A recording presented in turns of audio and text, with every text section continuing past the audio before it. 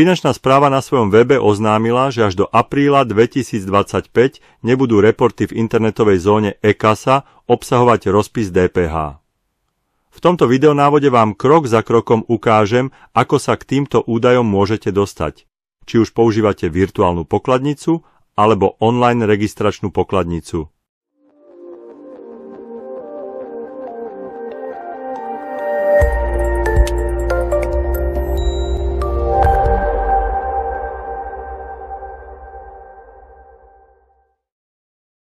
Pre používateľov virtuálnej pokladnice je riešenie veľmi jednoduché.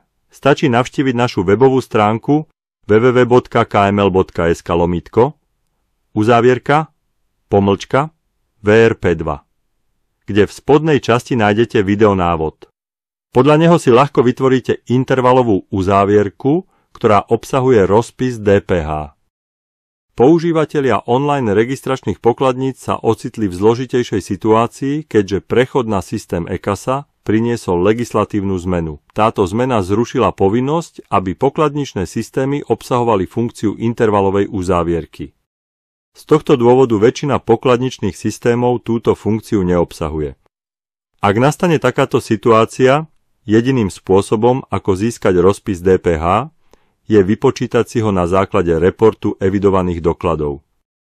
Najskôr si musíme stiahnuť tento report z portálu finančnej správy. Prejdeme späť na webovú stránku finančnej správy, kde sa prihlásite do portálu. Aký spôsob prihlásenia si vyberiete, je už na vás. Môžete použiť občiansky preukaz, mobilnú aplikáciu alebo identifikátor a heslo. Po prihlásení si vyberiem firmu, s ktorou chcem pracovať. V rámci osobnej internetovej zóny otvorím sekciu e-kasa. V ľavom menu vyberiem možnosť Dostupné reporty. Typ reportu nastavím na Evidované doklady. Následne zvolím požadovanú pokladnicu a stlačím tlačidlo Filtrovať. Stiahnem si report za vybrané obdobie, ktoré ma zaujíma. Po úspešnom stiahnutí ho otvorím, pričom ide o tabuľku vo formáte XLSX.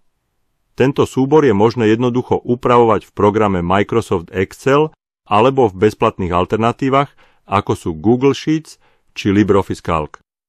Vo všetkých týchto nástrojoch je postup práce s týmto súborom rovnaký. Na prvom hárku nájdete všetky doklady, ktoré boli počas mesiaca vystavené z pokladnice. Nás však bude zaujímať druhý hárok s názvom Položky dokladu. V stĺpci D tohto listu nájdete sadzbu DPH, a v stĺpci F je uvedená celková suma za jednotlivé položky vrátane DPH. Upozorňujem, že prvá položka je zapísaná v 3. riadku tabuľky. Naším cieľom je teraz spočítať celkové sumy položiek pre každú sadzbu DPH, vypočítať výšku samotnej DPH a určiť základ dane z pridanej hodnoty. Urobíme to nasledovne. Prejdeme úplne na spodok.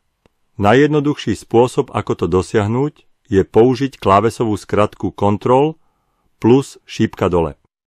Tu zapíšeme aktuálne platné sadzby DPH 0, 5, 19 a 23%. Odporúčam však, aby ste si nezabudli pridať aj sadzby, ktoré boli v platnosti minulý rok, konkrétne 10 a 20%.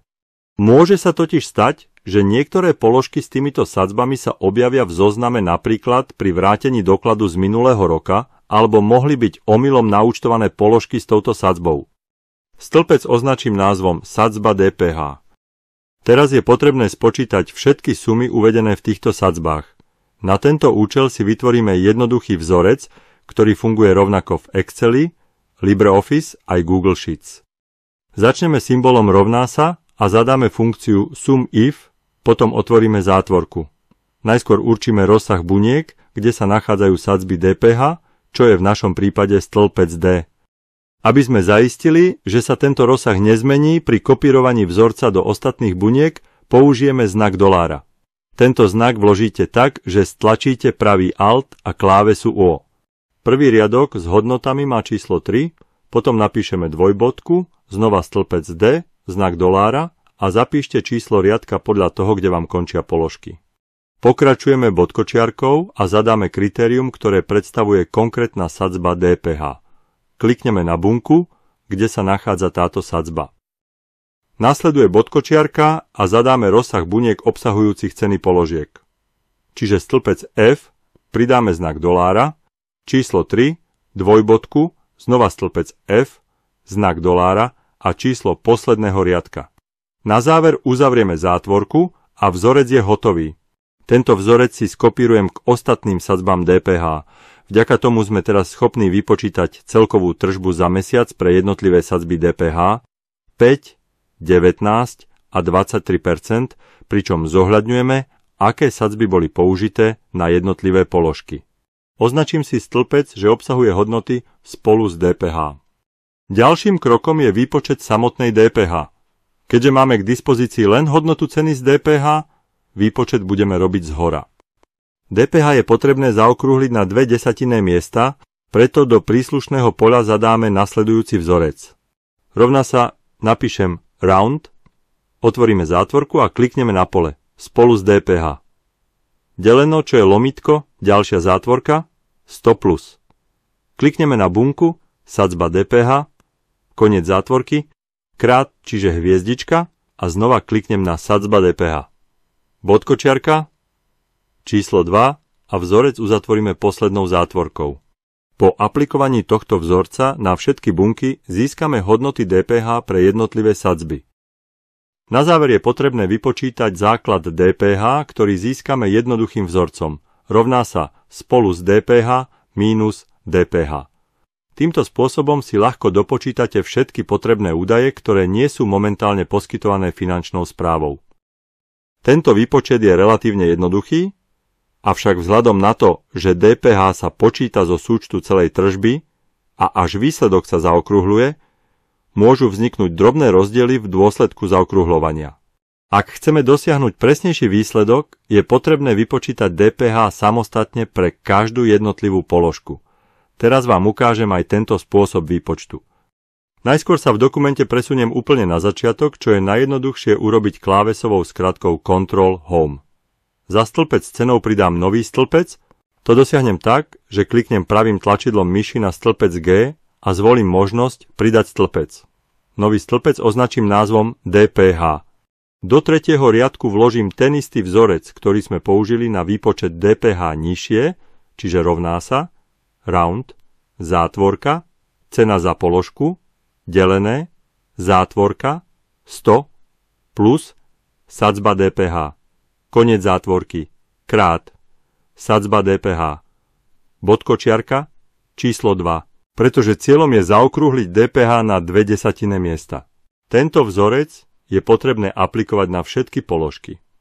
Urobím to tak, že po označení bunky spravím dvojklik na malý štvorček v pravom dolnom rohu.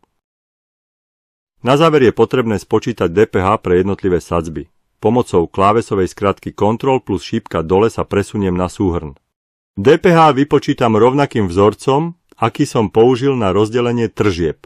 Ide o vzorec, rovná sa SUMIF, zátvorka, stĺpec D, dolár, 3, dvojbodka, D, dolár a číslo posledného riadku s položkami, za ktorým nasleduje bodkočiarka, konkrétna sadzba DPH, znova bodkočiarka, a pridám stĺpec G, v ktorom som si vypočítal sadzby za jednotlivé položky.